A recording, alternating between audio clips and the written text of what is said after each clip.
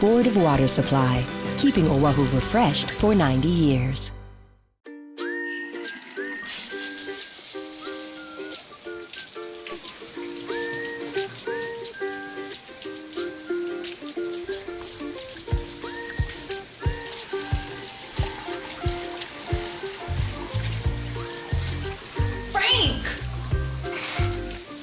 You don't have to go to extremes to save water. For easy water-saving tips, visit boardofwatersupply.com.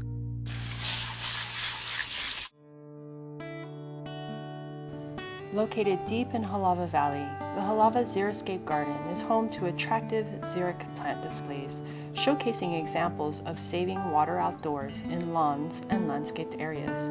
From September to May, the Honolulu Board of Water Supply and Friends of Halava Xeriscape Garden host a variety of water conservation workshops on Wednesdays or Saturdays at the garden. Workshops come in all shapes and sizes, from lecture-based for the inquisitive mind to interactive for those who aren't afraid of getting a little dirty.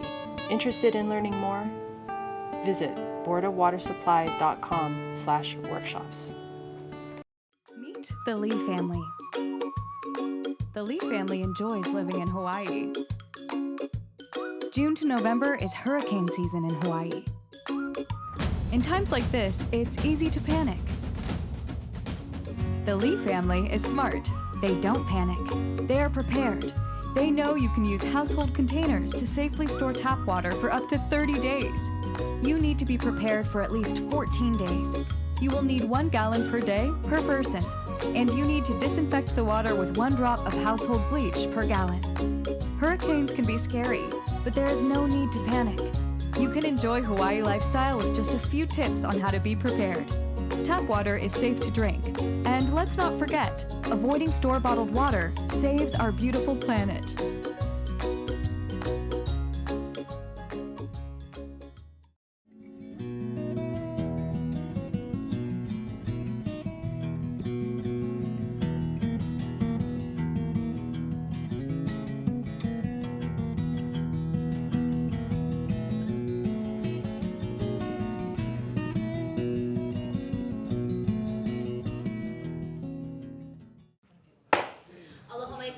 And welcome to our January 27, 2020 regular meeting of the Board of Water Supply and our first board meeting of our new year and decade. It's such a pleasure to be here with almost all of our board members, and so I'm calling our meeting to order at exactly 2 o'clock p.m. We have 2 items for action and 4 for information on our agenda this afternoon. So I will turn to item number 1, requiring board action, which is the approval of the minutes of the public hearing and regular meeting held on, yes, approval of the minutes for our last meeting. And this has been distributed by email and hard copy, and it's also available on board packs. So knowing everyone to be judicious minute readers, please let me know now if anyone has found any errors or anything else in need of correction. Motion to approve. Second. All right, the motion has been moved and seconded. Any discussion? All in favor? Aye. Any opposed? Or abstentions? All right, the motion passes. We now move to our second item requiring board action for the afternoon, our adoption of resolution number 906-2020, authorizing the submittal of a financial assistance application to the U.S. Bureau of Reclamation for the planning, design, and construction of the proposed Kalailoa seawater desalination facility, and authorizing our manager and chief engineer to enter into an agreement with the Bureau of Reclamation to accept funds for the project. So this resolution authorizes submittal of a financial assistance application to the U.S. Bureau of Reclamation, and this desalination project is a congressionally authorized Title 16 water reclamation and reuse project. And this grant could award up to 25% of the total cost and requires a cost share of 75% or more. So the chair recognizes Barry Usagawa, our program administrator for water resources, for the presentation of this item. Barry? Thank you, Madam Vice Chair and members. Yeah, you basically said it all. We are seeking the funding from the U.S. Bureau of Reclamation And the application requires an official resolution by this board. It was authorized back in 2005, congressionally authorized under Title 16, the Water Reclamation Reuse Program, and the Water Resources Act of 2005, up to 25% of federal funding, and then it requires a cost share of 75% or more. The reason why we're proposing this project now is that it's basically climate resilience and additional supply for EVA. EVA is the secondary urban center and is growing water needs. And we are approaching our regional system capacity. So we're proposing to build a 1.7 million gallon reverse osmosis desalination facility, that is expandable in the future as EVA does grow. And it will supplement our existing groundwater supplies and increase our system's resilience during periods of intense drought. And the federal funding will allow us to continue to provide safe, dependable, and affordable water. So that's my presentation. Any questions? Any questions from the board? How much is a facility? How much is a facility like that cost? We're still trying to evaluate that. We're currently, it's in the range of between about $30 million. There is some oversizing. We have 20 acres in the Campo Industrial Park. It was publicly conveyed by the federal government tied to the Barbers Point Naval Air Station base realignment and closure back in the early 2000s. So we got the land at no cost, and the condition is to put the land in its intended use, which is the desal facility.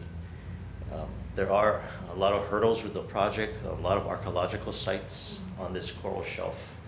So it's taking some time to actually address all of the issues around archaeological and brine injection. But so approximately $30 million. If you were to, like how much to produce a, like 1.7 million gallon, if you were to compare the cost of producing it, the regular way versus desal, how much would the difference? Definitely, this is much more expensive than if we were to drill groundwater wells and develop fresh water out of the underground lands. But it has the ability to be scaled up to a larger capacity in the future, should we need it. I think right now, to develop a well source, are we in the maybe $5 or $7 per gallon range for development costs? Yeah, in the Pearl Harbor aquifer, if you go into the Windward or the other more remote regions of the island, it could be over $10. It's definitely over $10 per gallon. So 1.7, say if it was 2 million gallons a day, and $30 million would be about $15 a gallon. Yeah, and then when you subtract the federal funding component up to 25, then you get a little bit more It value. would help reduce the cost. Yeah. I just want to be clear, it's an application, but we are fortunate that the project has actually covered a listed project under Title 16. Correct. And we just want to thank I think it was at the time Congressman Abercrombie and Congressman Case worked to help pass I think it's called the Hawaii Water Resources Act of 2005. So Ernie, what's the total amount that it could be sized up to, the plant capacity? Barry, do you know what the full developable capacity on that site might be if we had to? We constructed two 10 million gallon seawater wells on the site. One would be a standby. So if we use 10 million, roughly about 40% of that is developable. So about 4 to 5 million is about the amount of supply that we have. Beyond that, we'd have to drill additional wells. But yeah, 20 acres is a lot of land for that. We're only going to be taking up a portion of it.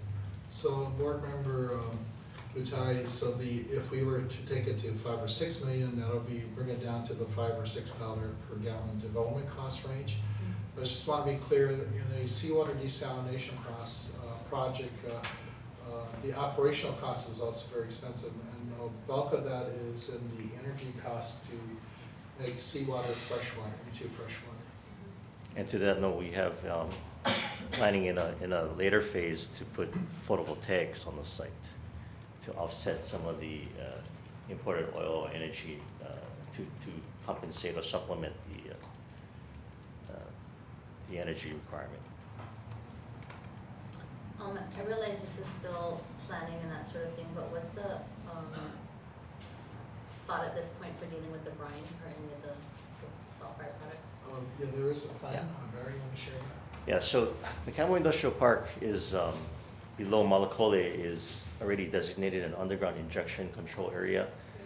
So the source should be deep wells. There are two aquifers, basically, two geological formations, the Cap Rock, and below that is the basalt seawater. So the source is basalt, so it's like 1,600 to 2,000 feet deep. And then the Cap Rock is about 1,000 feet deep, so the injection happens in the Cap Rock. Deep enough so that the brine actually, when it gets into the Cap Rock, and we're doing the groundwater modeling now, it'll start to sink. So it will not enter the coastal waters, the benthic environment will not be affected. And we already completed Chapter 343 EIS that went into that at land. And so it's an injection well, but the challenge is putting a source well in an injection control area. But the geology is such where I think it allows us, but we have to go through the permitting process. Right now we're doing putting together the conceptual design and a request for proposals for a design, build, operate, maintain contract. So yeah, those are the big challenges. The third big challenge, aside from the archaeological and the brine disposal, is the blending of the product water into the distribution system to see if there's any water quality impacts to the existing, because you're mixing groundwater with reverse osmosis membrane product water, and there may be some issues there. So it requires us to do a number of piloting, a lot of testing, probably replacement of some of the galvanized laterals there. So there's some issues tied with the distribution system. So those are the three main project challenges. Is this project on our capital list of projects? It was identified in our water master plan to look at desalination as a alternative in the future. Why do we want to do this? Well, I mean, it sounds very expensive, 22.5 million just at this size. Yeah. And then higher operating costs. The reason I kind of view it as a couple reasons, and it could be related later to the update on the climate change report, research work that we did. Desalination has been used as a resiliency option for communities facing challenges of long-term drought, especially like in California, they've gone into desalination. So getting the experience and knowing how to actually implement a project and actually have a small-scale project that could be scaled larger in the future if necessary, if due to climate change actions, the impact on rainfall on our island. The other aspects that I view, and Barry, jump in anytime, is that the site was given as part of the Barbers Point Naval Air Station closure, what they call the BRAC. Mm-hmm. So we got the land at no cost, 20 acres of Mackay parcel, just I think one parcel away from the coastline. So to retain that, the condition of the application, I think, was because of desalination. We wanted to use it as a site for a future seawater desal. To retain this 20 acres of land, which is probably our only real coastal property that we really own, a large coastal property, we actually have to follow through and do some desalination on the site. It is, and we just provided an update report to the Federal Department of Health and Human Services, which controls the parcel. So they're inquiring already on the status of what we're doing with desalination on the site. So a hedge against climate change impacts for the future and getting the experience and knowledge on how to do this and going through the permitting process, like Mary's talked about, the archaeological permits being one of them. But it is not an easy project to implement. We are fortunate we have an opportunity for potentially 25% U.S. Bureau of Reclamation federal funds to help offset the cost of this project. The UH rainfall forecast of 2100 showing that there could be a drying in the leeward Oahu. And we actually calculated what the sustainable yields may drop to. So for example, Evakunia, which is in this Kapolei area, could drop sustainable yield from 16 to 7 MGD if rainfall follows that forecast. When that kind of significant drop in sustainable yield, we need to get the water somewhere. And the idea is it's not just groundwater and desalination, right? It's also reuse, advanced conservation, stormwater capture. It's all as one diversified, integrated plan. So we wanted to start just to get that piece in there and meet the federal requirement, but also it is because a hedge against reduction in rainfall in the future. So the application is for planning, design, and construction money? Yes. Yes. But the application process is in several phases. So the first phase is the planning side first. And then given the approval of that, then we would go in for the design and construction later. But this authorization is for the whole project. I guess this would be, Chair, I think it would be responsible on our part not to approve construction yet until we see results from planning and design.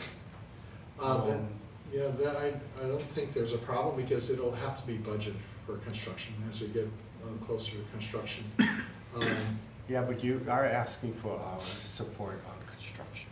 Yeah, in the application, for the application, the resolution, we need a resolution to. For all parts in order to get the federal. Yeah. Okay, I understand. So we can actually put the application in. I think is there a deadline on getting the application in? February 19th. They So just, we're kind of on a tight deadline here. Got it. yeah. And so just to clarify, actually, the resolution does need to include construction in order to meet the requirements for the application. Well, what we want to do is leave the option for federal funding available for, through construction, all phases of. That is our understanding. Without that commitment for construction, they may not give us any planning money. So, but there is opportunities to review the project. We still have to budget it. We still have to submit an official application for, design and construction later. And what we were also looking at in terms of the project delivery approach for this project is a design, build, operate, maintain. So we're looking at the funding requirements for the construction probably occurring over a space of a few years and not be all in 1 year. Yeah, it's spread out. Are there any other questions on board? Does that help to address your concern? No, board members? not at all. Especially if you're gonna give a design, build, maintain award. That means you're committing to the whole thing now. And we don't know enough about it. It is in our long-term CIP. We identified this as a project too in the future. So we did the financial planning with these large projects in mind. I'd also note that as far as climate resiliency, that this is precisely what people are recommending, is to do the climate forecasting and then to look at areas where rainfall or other factors are going to impact groundwater availability and then to build resiliency around that. So that I hear your concern, board member Soon, but I would just note that this is the kind of resiliency planning that's being encouraged in the field, and that's also has been kind of forecast in our integrated water resource plan. Are there any other questions? No? Motion to adopt. Is there a second? Second. All in favor? All in favor say aye. Oh, sorry, the motion has been moved and seconded. Is there any discussion? Any additional discussion? Okay, all in favor say aye. Aye. Aye. Okay, one opposed. Are there any abstentions? The motion carries. Thank you, board members and staff. We now turn to our 4 items for information. Our first item for information this afternoon is a presentation on the impacts of climate change on our Honolulu Board of Water Supplies and planning strategies for mitigation. So this is a collaborative project with BWS and the Water Research Foundation on our vulnerability assessment that we co-funded. And so the chair again recognizes Barry Usagawa for the presentation. Thank you, Madam Vice Chair. So this is tied to climate change, a very complex project, so I have a lot of slides. I'll try to get through them as quickly as possible.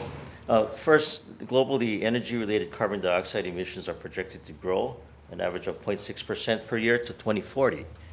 That greenhouse gas will cause projected global temperatures to increase this century to 5.8 degrees Fahrenheit or 3.2 degrees centigrade. When in that heating, they are then projecting, and actually it's happening now, the world's major ice systems, including Antarctica and Greenland, and the mountain glaciers are all in a state of decline. And so the projected mean global sea level rise by the end of this century is between 1 to 4.3 feet. But high tide flooding will arrive decades ahead of the mean sea level rise. So in the intermediate high scenario, that by 2035, there will be 24 days a year where there will be high tide flooding in the streets. As a result, the mayor had, in 2018, adopted the Climate Change and Sea Level Rise Directive, and it sets a planning benchmark of 3.2 feet of sea level rise by mid-century, and 6 feet by the end of the century for the critical facilities with long expected lifespans and low risk tolerance, such as the desalination plant, which is on the coast. We need to elevate that, as well as what the ENV is doing with the Sand Island wastewater treatment plant upgrades. They're elevating that 16 feet. And the directive calls that all city departments and agencies use the sea level rise report and plan for 3.2 and 6 feet in their plans, programs, policies. With 3.2 feet of sea level rise, they expect 12.9 billion of infrastructure, and land loss, 3,800 structures flooded, 13,300 residents displaced, about 18 miles of major roads flooded, and a blank $1 billion in critical infrastructure loss. So as a result, BWS partnered with the Water Research Foundation, the preeminent research foundation in water, wastewater, and stormwater in the nation, co-funded this project. Brown and Caldwell was our principal investigators, and we have Dean Nakano and Susan Mukai here from Brown and Caldwell representing them. They were heavily involved in this project. It's called Impacts of Climate Change on Honolulu Water Supplies and Planning Strategies for Mitigation. So the project objectives is to evaluate climate change impacts on infrastructure and water supply and develop a suite of strategies to address the anticipated changes. As the manager said, our water master plan did account for climate change impacts. This takes it to the next level. 2,100 miles of pipeline. What we found in the study was that our reservoirs and facilities will not be affected by sea level rise, but our coastal pipelines will. I'll get into that a little bit further. So the project approach was to use adaptive management as an iterative process for flexible decision making and using scenario planning to consider the range of potential changing conditions. And we did that for 3 time frames, short, mid, and long. The long is all the way to 2,100. And the goal is to develop actions that encourage a no-regret strategy. So there were three issues that we looked at: sea level rise and drought, basically, and rising temperatures, which affects water demand. The third one was actually sea level rise inundating freshwater aquifers, which is not an issue on Oahu because we have thick caprock along the coast. But in the Pacific Islands, big island that doesn't have cap rock, when the sea level rises, it will start inundating the freshwater aquifers inland. So first was sea level rise, that we looked at a number of pipelines that are saying just the pipelines are our most vulnerable infrastructure. On the resource side, the increase in temperatures and declining rainfall will reduce recharge and sustainable yields, and therefore the adaptive options is to diversify our system, further additional watershed management, conservation as well.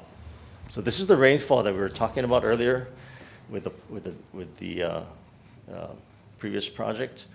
The vulnerability assessment is what we call this, would not be possible without the University of Hawaii's climate models and sea level rise models. So in the left hand is the dry scenario, in wet and dry season, but you see in the leeward side of the island, rainfall could decrease by as much as 65%.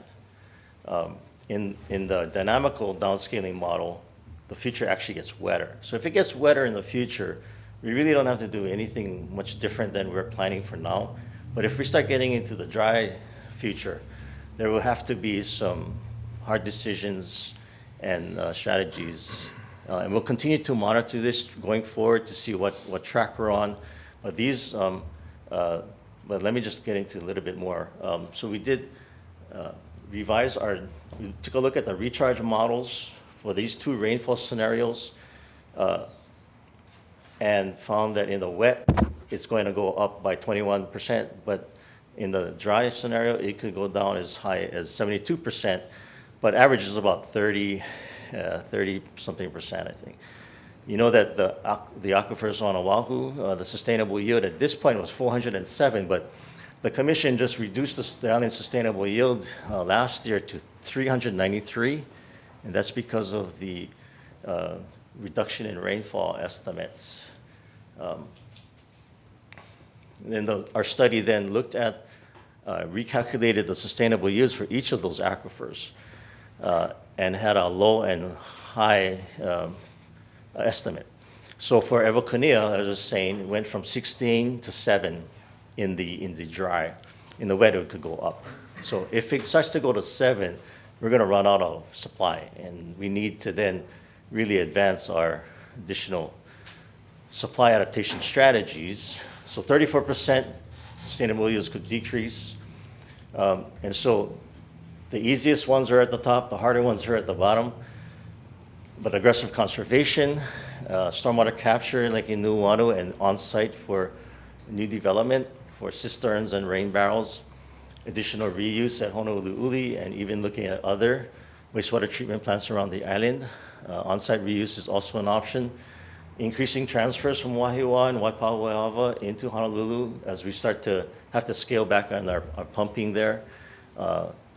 Assertion of public trust rights for domestic use to retain water use permits in our revocation process is a possibility.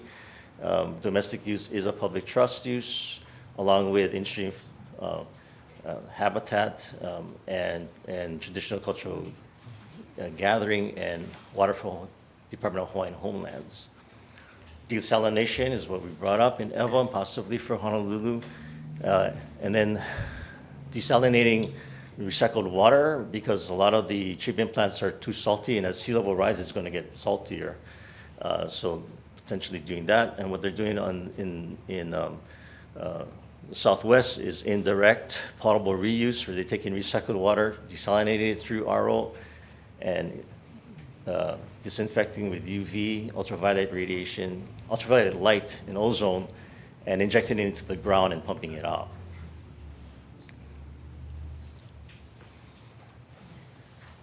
So that's our findings for the water supply. Now sea level rise is a larger issue. We have 3.2 feet of sea level rise. This is the Waikiki area. By the way, sea level rise manifests itself from not only marine inundation, where the ocean starts to overtop its banks or flowing backwards in the drain systems. The geology is such where it is very porous limestone, so it comes out of the ground. And so groundwater inundation adds to the amount of inundation that University of Hawaii's sea level rise models have identified. And the reason why we're doing this is because we had about 5 main breaks where along Nimitz, Ala Moana, and Alawai, where we had to wait for, our field crews had to wait till low tide to dewater the hole so we can expose the pipe and fix it. And once sea level rise starts to reach the ground surface, where the drains are not going to work, and when we start to pump, where's that water going to go? It's going to inundate adjacent properties. What you see on the right picture is oil in the Ivalai area, so that's another challenge that they had to deal with at this time. Free floating product from previous leaking fuel lines and storage tanks. So we looked at the pipelines. We found basically that 20 miles of coastal pipeline at 3.2 feet would be submerged in corroding seawater. And so we looking at different pipe materials like PVC and bonded ductile iron, epoxy-coated ductile iron pipes in the replacement of these coastal pipelines. Our bridges are also, low-lying bridges where we have pipes hanging on the bridge is also a vulnerability that was identified. So the dots represent those bridges. Overall, island-wide, this is where 3.2 will affect, not just Honolulu, but obviously Honolulu is the biggest impact. And it doesn't stop there. As greenhouse gas emissions start to increase and the melting of the glaciers advance, they are even considering 6 to 8 feet by the end of the century. So the one thing about climate change is that the targets keep changing. So this is 3.2, 3 feet on the top left, 4 feet, 5, and 6 feet. At 6 feet, it would be very detrimental. There wouldn't be any way to access roadways. Emergency vehicles will not be able to pass. This is really not drive-through water, it's drive-around water. It would be very deep. And if, for those that thinking that it's not here, the King Tide project in 2017, when we had exceptionally high sea level at that time, these are photos of Waikiki, where the beach is overtopped and then starting to get into the hotels. Kalia Road, Ala Moana Beach Park, Alawai Canal starts to flood and flooding the street. Mapuna Puna is one that's famous where they're actually driving through this at high tide. We have a pipeline replacement project because this area is also sinking and it's breaking our pipes. So, but it's just going to get worse because this is not even 1 foot of sea level rise, very low lying. Ala Moana and Moanalua Bay are other areas. So I want to divert a little bit from the study and some of the work that we've done subsequent to the study being adopted. This is Miami. They're going through the same thing that we are. They have the same kind of geology where it's porous limestone, so it comes out of the ground. They're driving through this stuff, and they started to elevate streets. So this was one area where they elevated the street, but did not elevate the sidewalk. And they had to step down and handicap ramp down. But they also lifted their seawalls. So you talk about Alawai Canal being lifting the seawall there for flooding. They are also looking at not only sea level rise, but also storm surge. When there's a hurricane that's advancing by, the storm surge starts to flood the streets as well. And green infrastructure will take off a little bit from the top, but it's mostly what do you do when you have to raise streets. So what they did was they raised streets, they installed new storm drains, they put these stormwater pumps elevated above the street so that the electronics wouldn't get flooded and short out in an inundated state.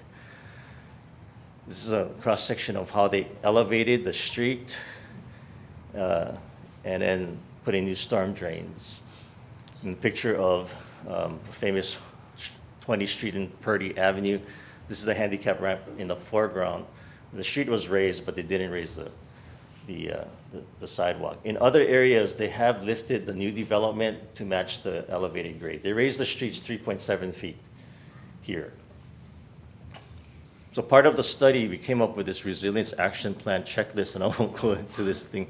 But basically, high level, we have on the left a number of climate adaptation actions, research and monitoring, policy and regulation, financing, planning and engineering, public outreach, design and construction, and it's tied to nuisance flooding by mid-century. So you see in the middle there, where when people start to be inconvenienced with sea level rise, they will start to demand government doing something.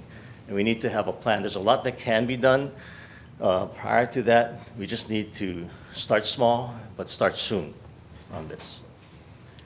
And because the Board of Water Supply is only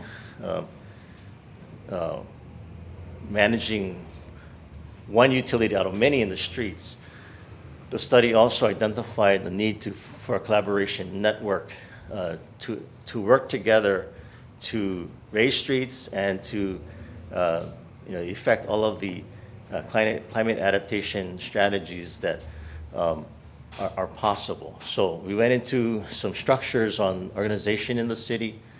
Won't go through this.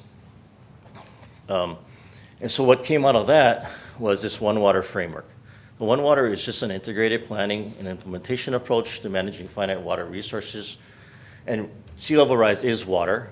The majority of climate impacts are water related. It's either too much of it or too little of it. So sea level rise or drought. And so One Water actually identifies the interconnections around the hydrologic cycle of water, wastewater, stormwater, sea level, and it looks for these overlapping benefits where we can work together to actually come up with a solution. Research Foundation did a survey, top reasons to apply One Water, greater resilience and reliability, opportunities to optimize regional infrastructure, sustainable community development, new regulatory flexibility, economic growth, and increased coordination among agencies. So we're focusing on 6. The objectives for One Water is to increase our understandings of common risks associated with climate change impacts upon critical infrastructure, identification of the specific recommendations for coordination and collaboration, and develop an overall framework for the purpose of beneficial strategies and projects. So this is a white paper that we are putting together for the City Climate Commission. We already did one introductory presentation, and we're ready to submit the white paper for that could, with these 7 proposed actions. So one is to establish a One Water framework to institutionalize these collaborations like the Complete Streets Ordinance. So it's either a directive or an ordinance that institutionalizes the city agencies annually to work together to adapt to climate change. Establishing a One Water panel of agencies that every year would be looking at budgets, CIP, and budgets to ensure that we are effectively planning that integration. Of course, our development plan for PUC, Primary Urban Center, the development plan and our watershed management plan, we're working together to update both plans, the land use and the water plan together. I talked about the resilience checklist. It also involves private development conditions. When they redevelop, how high should they develop? How high should they lift? Where should they direct their runoff into storm drainage? We're looking at demonstration projects on key critical areas and developing interagencies MOUs, which would give a little bit more detail under the directive or ordinance that says specifically how we will interact. But the idea is to institutionalize this collaboration because it will not happen by itself.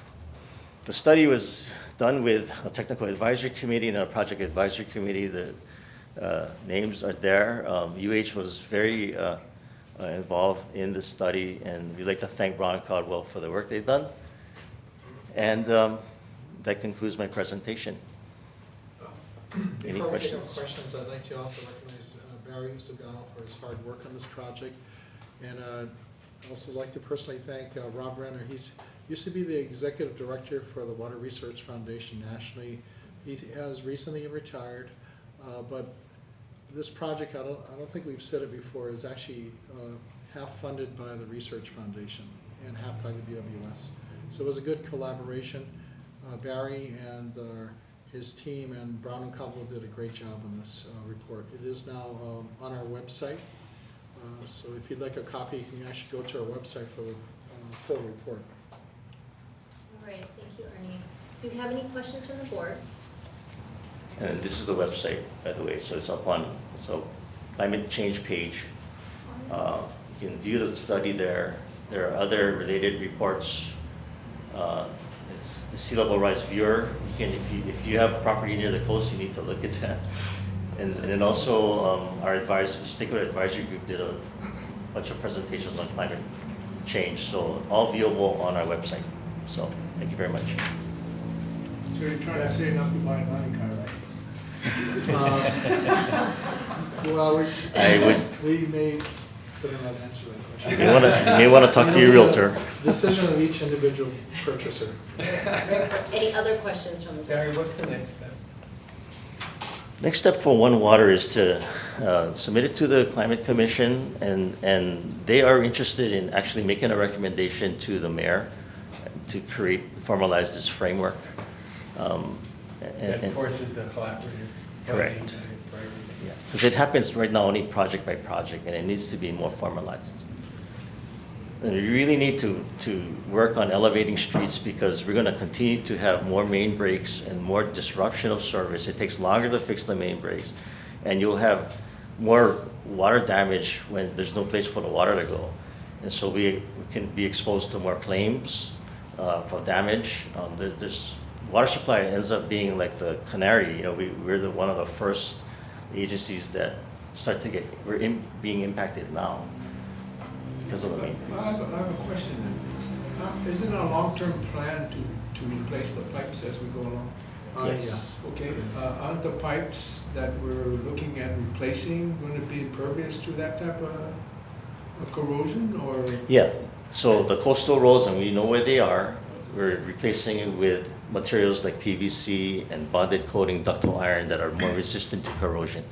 The thing is when you replace it and then you elevate the street, it gets too deep and it's becomes harder to reach the main when it's really deep. Our standards are between 3 and 8 feet deep. Okay, but what you're saying though is that with the rise, it plays havoc with our pipe, but if we're going to be replacing the pipe, then.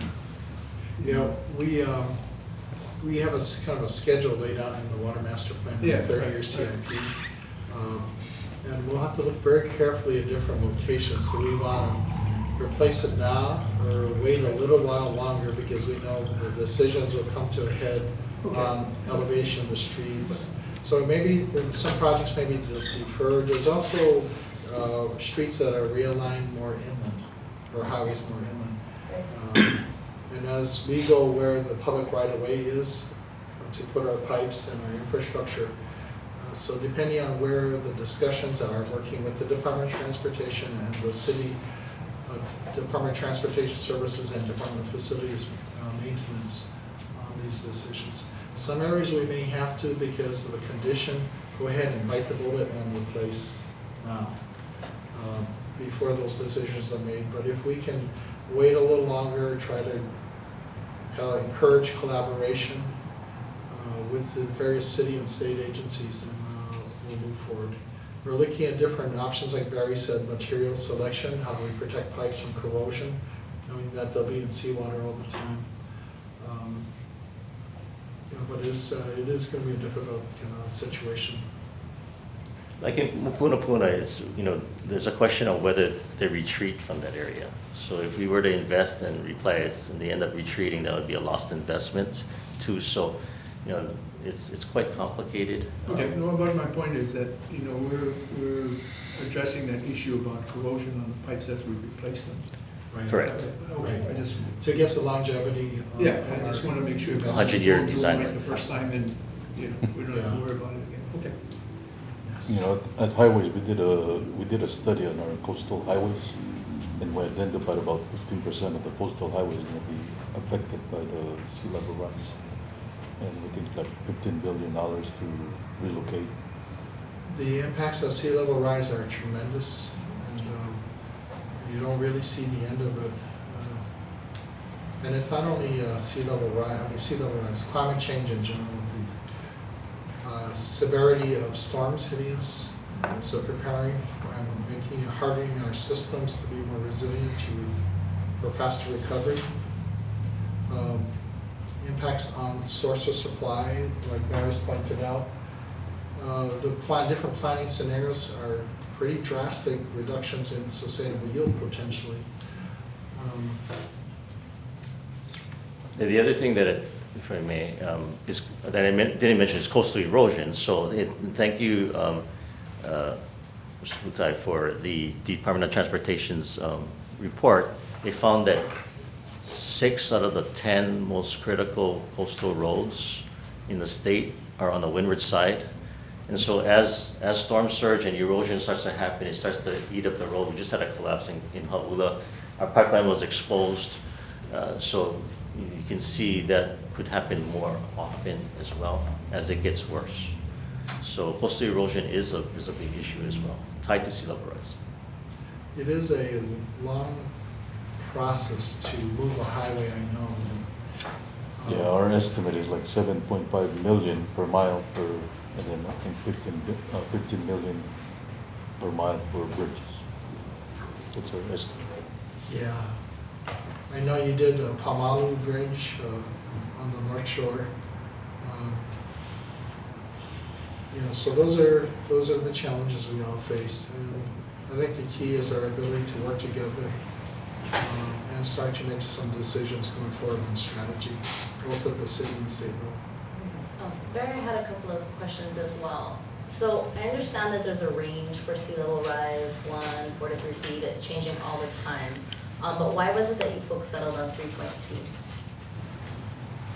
There are several projections of sea level rise, as high as 8 feet, and it doesn't stop at 2100, right? Right. But initially it was like 1 to 2 feet, and those have been rejected. 10 years ago it was like between 1 to 2, 3, and maybe 4 was the high, and it has changed. It is exponentially increased, and so now the lower projections are no longer valid. 1 to 2 is not. I mean, it's going to be higher than that. So they had to select. There are some who would say that 3.2 is still very conservative given some of the numbers that are being thrown around now. So that's why I'm asking. Well, we'll have to adjust. Right. I mean, well, so I'm just. Right. Yeah. Right. Even Miami, they selected 3.7. They know that it may go higher and that they will have to elevate again. But to put all of that cost on the existing customers versus the future, they had to make a decision, and so they chose 3.7. And I just had one other comment. I noticed, I think it was on slide 11, that you referenced the assertion of public trust water rights for domestic water uses. Yeah. But I just wanted to flag that. 174C section 3 actually defines domestic water uses as individual household needs, and that as a purveyor of water, we as BWS are actually municipal water uses, which that same section defines as domestic, industrial, and commercial uses. So I just wanted to flag that. I mean, as a municipal water use, we're still a public purpose, not a public trust purpose, but still a public purpose, which has been very highly considered. And so that's a really important legal distinction, and so I just wanted to flag that for us as we move forward to make sure that we're using the right legal terms. With the component of our usage, which is for individual household use, would that be a public trust purpose? That's been Because the bulk of our customers are residential.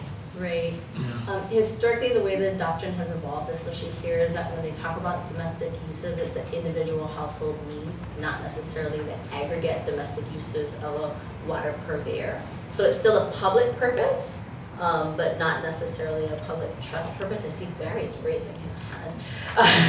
I'm looking forward to having that More tested, discussion. being more clearly defined, because the water code actually states domestic use is for individual personal needs and household needs, such Right. as. So individual personal needs is like, I gotta use water in this building, right? Right. Bathrooms and whatnot, drinking fountains. So that, the other view, Right. and it needs to be tested. Right.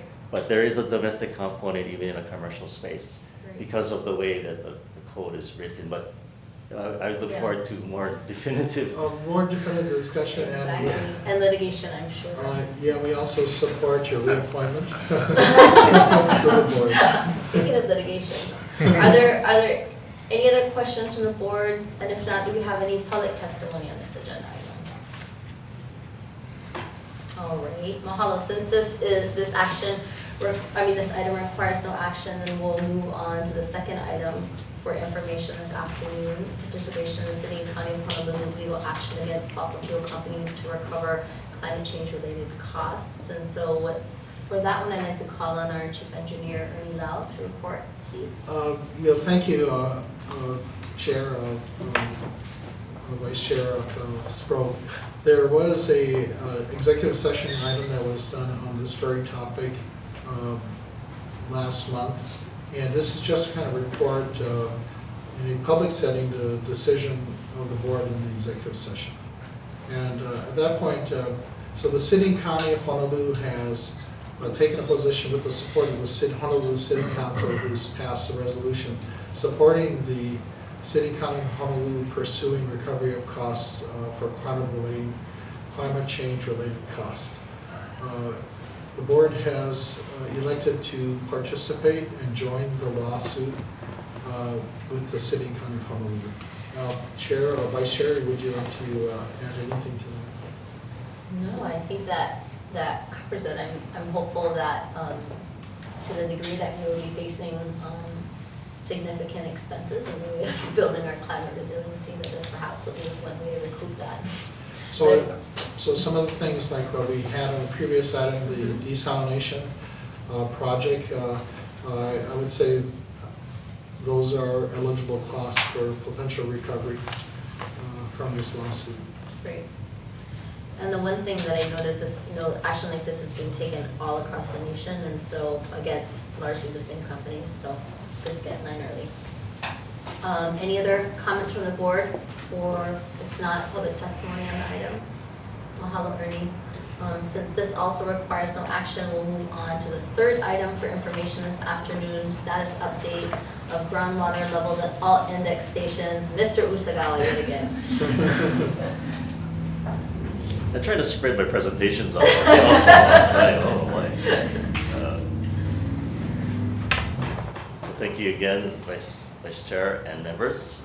Only one aquifer index well in low groundwater status for December. That's Punaluu. It's in caution. That's the caution status.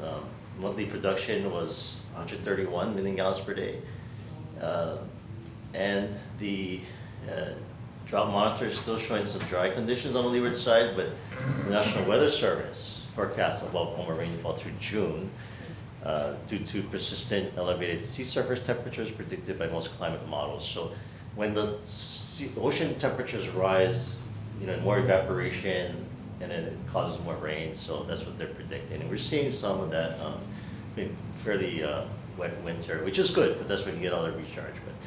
But so the monitoring wells are exhibiting stable trends and in good shape. Great. Any more questions for Mr. Usagawa? No, any public testimony? Seeing none, we'll then move on to our final item for information this afternoon, which is our water main repair report for December 2019. I'd like to call on Mr. Fuke for the presentation of this item. Anyway, for the month of December, first, good afternoon, Vice Chair and board and members of the board. The month of December, we had 27 main breaks. The average time took us to repair the mains, this 6, 8, and 12-inch mains was approximately 18 hours. Of concern for me is this main break, Cam Highway out in Hauula. This is nothing related to the erosion that occurred on the road, but this is the same main that broke early in the year, where the damage to the area was quite extensive. This is an old concrete cylinder pipe. The cylinder and on the pipe is very, very paper thin. We experienced a second break, and hopefully, well, we have a project in there to look at the replacement of this main, but hopefully we don't experience it again. The leak detection crew surveyed 45 miles. We found two leaks that was repaired. So. But again, talking about the Hauula highway, Cam Highway, Kamehameha Highway failure, I just want to thank State DOT for getting that road repaired, because when we saw our main exposed, we got kind of scared. But I appreciated getting the road repaired and protecting our main in that location. Any questions? Hearing none, any public Mahalo, Mr. Fuki, for your excellent work, and please extend our gratitude to your team. Thank you. Is there any further business to come before the board on a regular agenda? If not, we have 2 items to be heard in executive session. And so do I have a motion to recess our regular meeting and move to executive session? So moved. Second. Motion's been moved and seconded. Any discussion? Nope. All in favor? Aye. Any opposed? Any abstentions? All right, motion carries. We're now recessed and into executive session for the discussion of matters posted at 2:53 p.m. Our mission at the Honolulu Board of Water Supply is to provide Oahu with safe, dependable, and affordable water now and into the future. A big part of what we do is educating the community about the importance of saving water through our annual Water Conservation Week poster and poetry contests. Each year, the students are great at answering the call. Our judges are always impressed with the thousands of vivid pieces of artwork as well as poems that demonstrate why saving water is important and why our water resources are precious to them. Education is a cornerstone of our outreach program, whether it's checking for leaks or water conservation in general. BWS takes time to be a part of the community and talking to people one-on-one. Preserving our water resource is everyone's kuleana. We offer outreach programs for the keiki all the way up to the kupuna. Our employees work together to come up with creative activities that demonstrate what the BWS does each and every day to pump millions of gallons of water and deliver it to where it is needed. These hands-on activities highlight how preserving our water resource is everyone's kuleana. Begin your journey to water conservation by joining the Board of Water Supply. BWS has career opportunities in customer care, information technology, field operations, and for civil, electrical, and mechanical engineers. To find current job openings, go to bwsjobs.com.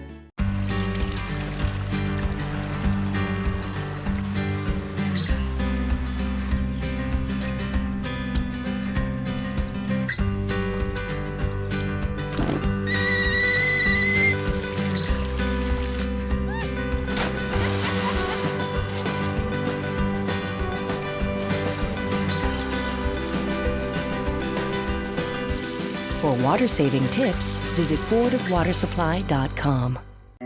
Every drop of water is part of a journey. It begins as water vapor that falls to earth as rain. For the next 25 years, it's filtered through volcanic rock. At last, it arrives at its final destination. Really? Can somebody come fix this? When it comes to water, don't waste a drop.